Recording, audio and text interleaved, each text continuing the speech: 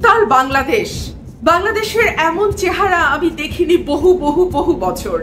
সেই কবে 90-এর দশকে এরশাদ বিরোধী আন্দোলনের সময়, তাও মনে হয় এমন নয়। পুরো বাংলাদেশ আজকে রাস্তায় নেমেছে। আজকে রাস্তায় নেমেছে বিভিন্ন শ্রেণী পেশার মানুষ, আজকে রাস্তায় নেমেছে শিক্ষার্থীরা, সঙ্গে তাদের অভিভাবক, সঙ্গে তাদের শিক্ষক, সেই সঙ্গে নেমেছে ডাক্তার, আইনজীবী, সাংবাদিক। এমন কোনো পেশাজীবী নেই যারা আজকে রাস্তায় নামে নাই। তাদের একটাই দাবি, এই সরকারকে পদত্যাগ করতে হবে। এই সরকারের পদত্যাগের দাবির পেছনে কোনো রাজনৈতিক কারণ কিন্তু কেউ বলছে না। সকলের দাবি, গণমানুষের দাবি, এই সরকার একটা স্বাধীন দেশে তার নিজের নাগরিকের বুক বরাবর পুলিশ দিয়ে গুলি করে রক্তাক্ত করেছে। 266 জন মানুষকে, একদম পত্রিকার রিপোর্ট অনুযায়ী 266 জন মানুষকে গুলি করে হত্যা করেছে। অনেকে বলছে এই সংখ্যা আরো অনেক বেশি। মাঝখানে কয়েকদিন ইন্টারনেট বন্ধ করে দিয়ে ব্ল্যাক আউট করা হয়েছে, মানুষকে বুঝতে দেয়া হয় নাই কি হচ্ছে অন্ধকারে।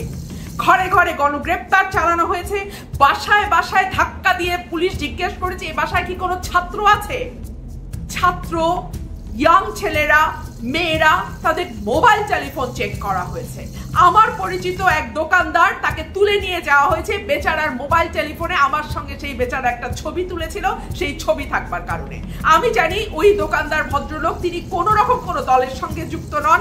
তিনি আমাকে টেলিভিশনে দেখেন, সেই কারণেই খুশি হয়ে একটা ছবি তুলেছেন। সেই অপরাধে তাকে পুলিশ ধরে নিয়ে গেছে, এখনো সে ছাড়া পায় নাই এবং তাকে রিমান্ডে নেওয়া হয়েছে। আমার বাসায় যিনি গৃহকর্মী আছেন, তার মেয়ের হাজবেন্ড, মেয়ের জামাইকে এই গন্ডগোলের সময় পুলিশ গুলি করে হত্যা করেছে। সে আরেক বাসায় ড্রাইভারের চাকরি করত।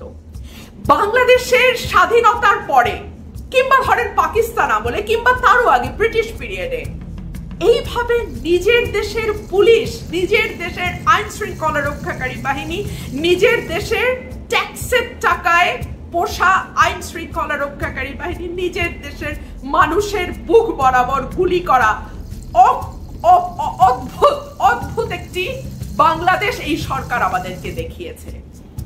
একটার পর একটা নির্বাচন করেছে ভোট ছাড়া, বিরোধী দলের নেতা কর্মীদেরকে গুম করেছে, যখন খুশি তখন তুলে নিয়ে গিয়ে ক্রস ফায়ারে দিয়েছে, হেফাজতে নিয়ে মারধর করেছে, রিমান্ডে নিয়ে অকথ্য নির্যাতন করেছে, অসংখ্য বিরোধী মতের মানুষকে স্রেফ নিশ্চিহ্ন করেছে।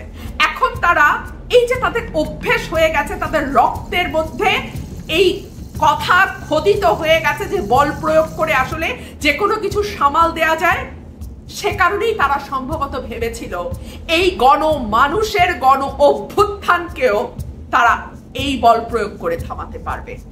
আজকে আমি দেখেছি ঢাকার ভেতরে উত্তরা, আমি দেখেছি বাংলা মোটর, আমি দেখেছি 27 নম্বর রোড, মিরপুর রোড, ধানমন্ডি, মানুষে মানুষে মানুষে হাঁটা যায় না, শুধু মানুষ আর মানুষ, শুধু স্লোগান আর স্লোগান। আমি থাকি সায়েন্স ল্যাবে, আমার বাসার সামনে শুধু স্লোগান স্লোগান, মিছিলের পর মিছিল। মানুষ নেমে এসছে, মানুষের জয় অবশ্যম্ভাবী। আর কোনো বুলেট দিয়ে, আর কোনো AK-47 দিয়ে, আর কোনো সাজোয়া যান দিয়ে এই মানুষকে আপনি ঘরে ফেরাতে পারবেন না। মানুষ একবার মরতে শিখেছে, মানুষ রক্ত দিতে শিখেছে।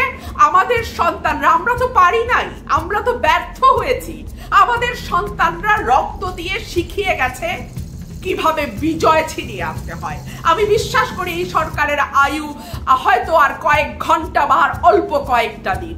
এই লড়াইটা আমাদের জারি রাখতে হবে এবং এই লড়াইটাই আমাদের, এই যারা রক্ত দিয়ে গেছেন, যাদের রক্তে আজকে বাংলাদেশের মাটি লাল হয়ে গেছে, তাদের রক্তের ঋণ শোধ কেবলমাত্র আমরাই করতে পারবো।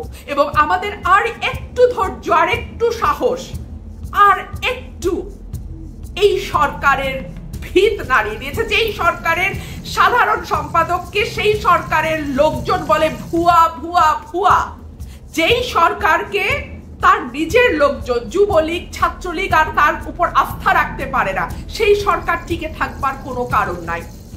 আমি বহু মুখ দেখছি আন্দোলনে, যারা এত বছর সরকারের সুবিধাভোগী ছিলেন, নানানভাবে তারা ব্যবসা বাণিজ্য টাকা পয়সা এই সরকারের মাধ্যমেই করেছেন, কিন্তু তারাও আজকে রাস্তায় নেমেছেন, তারাও আজকে অধিকারের কথা বলছেন, তারাও আজকে সরকারের পতন চাইছেন।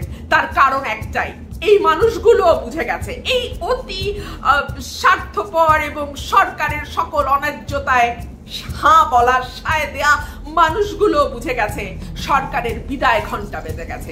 সুতরাং তারাও বুঝেছে এখন আসলে কোন দিকে গেলে অ্যাটলিস্ট তাদের প্রাণটা বাঁচবে, তারা এখন সেদিকেই চলে গেছে।